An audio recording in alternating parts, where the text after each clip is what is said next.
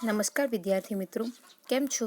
આપણે ધોરણ 10માં વિષય સંસ્કૃતમાં પાઠ 4 ભણીશું.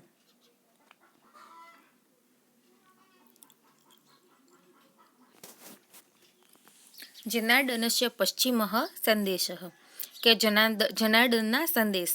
સંસ્કૃત સાહિત્યમાં મહાકવિ ભાસ એમની નાટ્ય રચના માટે જાણીતા છે. એમના રચેલા 13 રૂપકો નાટકો મળે છે જે ભાસ નાટક ચક્રમ નામે ઓળખાય છે. આ 13 રૂપકો પૈકીના દૂત ઘટોત્કચમ નામના એકાંકી રૂપકમાંથી પ્રસ્તુત નાટ્યાંશ લેવામાં આવ્યો છે. આનું કથાવસ્તુ મહાભારત ઉપર આધારિત છે. કુરુક્ષેત્રમાં મહાભારતનું યુદ્ધ પ્રારંભ થઈ ચૂક્યું છે. તેમાં અભિમન્યુનો અન્યાયથી વધ થયો છે. આથી અર્જુન ભારે દુઃખી છે અને તેણે અભિમન્યુનો વધ કરનારાઓનો વધ કરવાનો સંકલ્પ જાહેર કર્યો છે. આ કરુણ પરિસ્થિતિમાં હજુ પણ કોઈ રીતે યુદ્ધ રોકાય તે માટે શ્રી કૃષ્ણ એક વધુ પ્રયત્ન કરી લેવાનું વિચારે છે. અભિમન્યુના વધની કરુણ ઘટનાથી પાંડવો જે શોક છવાયેલો છે તેને ધૃતરાષ્ટ્ર અને દુર્યોધનની નજર સામે મૂકીને શ્રી કૃષ્ણ ધૃતરાષ્ટ્રને સમજવાનો ઉપક્રમ આદરે છે. તેઓ ઘટોત્કચને પોતાનો દૂત બનાવે છે અને શાંતિનો સંદેશ મોકલે છે. પણ યુદ્ધના ઉન્માદમાં ડૂબેલા દુર્યોધન અને તેના સહયોગી શકુની વગેરે આ શાંતિનો સંદેશ સાંભળવા તૈયાર નથી. છેવટે ઘટોત્કચ શ્રી કૃષ્ણનો પશ્ચિમ એટલે કે અંતિમ સંદેશ સંભળાવે છે. દૂત તરીકે ગયેલા ઘટોત્કચના દુર્યોધન અને શકુની સાથેના રોચક સંવાદો અહીં નાટ્યરસને જન્માવે છે. ભાસે રાક્ષસીના પુત્ર એવા ઘટોત્કચના પાત્રનો ઉપયોગ કરીને પ્રેક્ષકોના માનસ પટલ ઉપર દુર્યોધનની રાક્ષસી વૃત્તિને સ્થાપવાનો સફળ પ્રયત્ન કર્યો છે. એક બાજુ રાક્ષસીનો પુત્ર ઘટોત્કચ માનવીય વર્તન આચરે છે અને બીજી બાજુ મનુષ્યના પુત્ર દુર્યોધન રાક્ષસીય વર્તન આચરે છે. એટલે કે એક બાજુ રાક્ષસીનો પુત્ર ઘટોત્કચ જે છે એની માતા રાક્ષસી છે છતાં એ માનવીય વર્તન આચરે છે અને બીજી બાજુ જ્યારે મનુષ્યનો પુત્ર એવો દુર્યોધન જે રાક્ષસીય વર્તન આચરે છે. આ સરસ વિરોધાભાસ ભાસે પોતાની અનુપમ નાટ્ય કળાના બળે અહીં ઊભો કરી આપ્યો છે. દુર્યોધનનું આ વર્તન છેવટે તો આખાય કુટુંબનો વિનાશ નોતરે છે કે દુર્યોધનનું આ જે વર્તન છે છેવટે આખા કુટુંબ કે એમનો જે આખો કૌરવ વંશનો નાશ થાય છે. સમાધાનનો પ્રસ્તાવ ન સ્વીકારનાર માણસ પોતાનો અને પોતાના કુટુંબનો વિનાશ કરી લે તે તથ્ય આ રૂપક દ્વારા જણાવ્યું છે કે સમાધાનનો પ્રસ્તાવ એમણે સ્વીકાર કર્યો ન હતો અને પોતાના કુટુંબનો વિનાશ કરી લે છે એવું આ રૂપક દ્વારા અહીં સમજાવાય છે.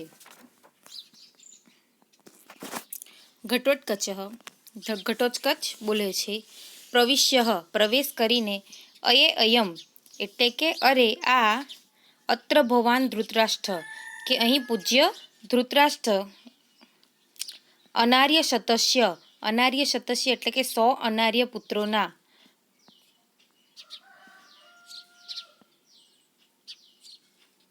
ઉત્પાદયિતા એટલે કે જનક, ઉપસૃત્ય એટલે પાસે જઈને કે 100 અનાર્ય પુત્રોના જનક પાસે જઈને પિતામહ એટલે કે હે પિતામહ અભિવાદયે ઘટોત્ક એવું બોલતા અટકે છે. એટલે કે અભિવાદન કરું છું હું ઘટોત્ક. હજુ એટલું બોલે છે કે પૂરું નામ બોલતો ઘટોત્ક એટલું જ બોલે છે. ઇત્યર્ધોક્તે એટલે કે એમ અડધું કહેતા ન અયમ અક્રમ કે ના આ તો ક્રમભંગ. અક્રમ એટલે કે આ તો ક્રમભંગ. યુધિષ્ઠિરાદયશ્ચ એટલે કે યુધિષ્ઠિર વગેરે મેં ગુરવો એટલે કે મારા ગુરુજનો ભવંતમ અભિવાદયંતી કે હું તમને પ્રણામ અભિવાદન કરું છું.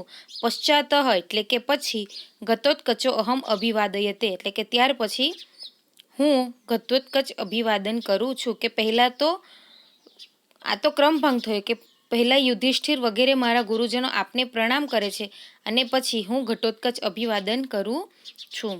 ધૃતરાષ્ટ્ર એહી પુત્ર એટલે કે આવ પુત્ર.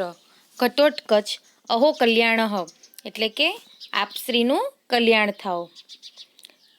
ખલુ અત્ર ભવાન ખલુ એટલે ખરેખર. અત્ર ભવાન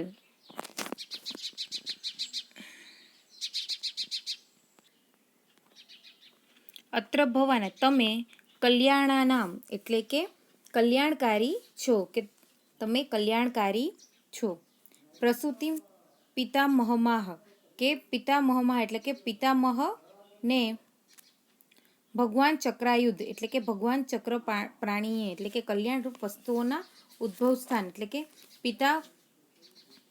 પિતામહ એટલે પિતામહમાહ એટલે કે આ પિતામહને, પણ અહીં પિતામહને વધારાની ઉપમા આપે છે કે કલ્યાણરૂપ વસ્તુઓના ઉદ્ભવ સ્થાન આપ પિતામહને, એટલે કે અહીં ઘટોત્કચ એવું કહેવા માંગે છે કે આપ કલ્યાણકારી છો ભગવાન ચક્ર પ્રાણીએ એટલે કે શ્રી કૃષ્ણએ કલ્યાણરૂપ વસ્તુઓના ઉદ્ભવ સ્થાન આપ પિતામહને કહ્યું છે. ધૃતરાષ્ટ્ર આસનાત ઉત્થાય એટલે કે આસન પરથી ઉઠીને.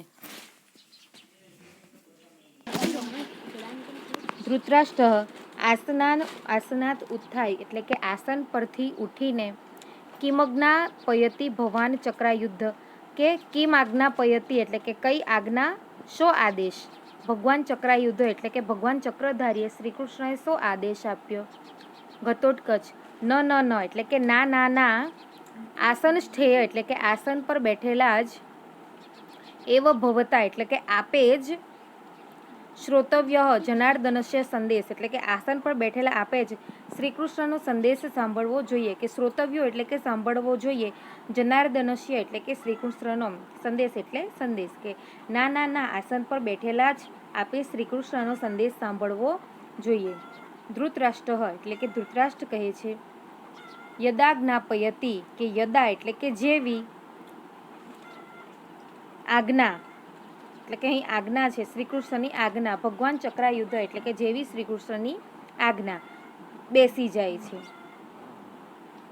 ઘટોત્કચ પિતામહ એટલે કે પિતામહ, શ્રૂયતામ એટલે કે સાંભળો, હા વત્સ એટલે કે હા પુત્ર, અભિમન્યુ હા વત્સ એટલે કે હા પુત્ર, પુરુકુલ પ્રદીપ એટલે કે ગુરુકુળના તેજસ્વી દીપક, હા વત્સ એટલે કે અરે રે બેટા, યદુકુલ પ્રવાલ એટલે કે યદુકુળના અંકુર, તવ જનની માતુલ કે તારી માતાએ, મામપી પરિતજ્યમ એટલે કે મામાને અને પરિતજ્યમ એટલે કે ત્યજીને, મામાને અને મને ત્યજીને, પિતામહમ એટલે કે પિતામહ પાંડુરાજને, દ્રષ્ટુમાશયા એટલે કે મળવાની આશાએ, સ્વર્ગમભી તો અસી એટલે કે તું સ્વર્ગે સીધાવ્યો છે. પિતામહ એટલે કે હે પિતામહ, એક પુત્ર વિનાશાત એટલે કે એક પુત્રના વિનાશથી, અર્જુનસ્ય તાવત ઈદૃશી ખલુ અવસ્થા કે અર્જુનસ્ય તાવત એટલે કે અર્જુનની તો, તાવત એટલે તેવી, ઈદૃશી એટલે કે આવી, ખલુ અવસ્થા કે ખરેખર અવસ્થા છે. કા પુનર્ભવતો ભવિષ્યતિ કે કા એટલે કે તો આપની વળી કેવી થશે એટલે કે અર્જુનની એવી અવસ્થા થઈ છે તો આપની તો વળી પુનઃભવતો ભવિષ્યતિ એટલે કે આપની તો વળી કેવી થશે.